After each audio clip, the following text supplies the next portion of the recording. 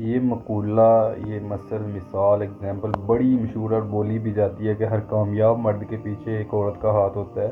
اس میں کوئی دو رائے نہیں ہے، واقعی ہوتا ہے، سچی بات ہے، یہ ریالٹی ہے۔ لیکن وہ عورت جو ہے نا، وہ ماں ہوتی ہے، بیوی نہیں ہوتی۔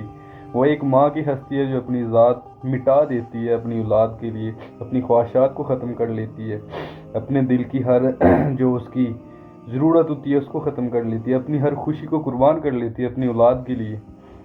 یہ وہ عورت ہے، اس کی بات کی جاتی ہے۔ واقعی ہر کامیاب مرد کے پیچھے ایک عورت کا ہاتھ ہوتا ہے، اور وہ عورت، وہ ہستی، وہ جو شخص، وہ انسان جو ہے، وہ ماں ہے۔ کیونکہ آج کل جو بیویاں ہیں وہ تو چوز ہی کامیاب مرد کو کرتی ہے، ناکام مرد کو تو وہ چوز ہی نہیں کرتی۔ تو پھر وہ کیسے کامیاب بنائیں گے؟ وہ جب کامیاب ہو چکا ہوتا ہے مرد تب آتی ہیں اس کی زندگی میں۔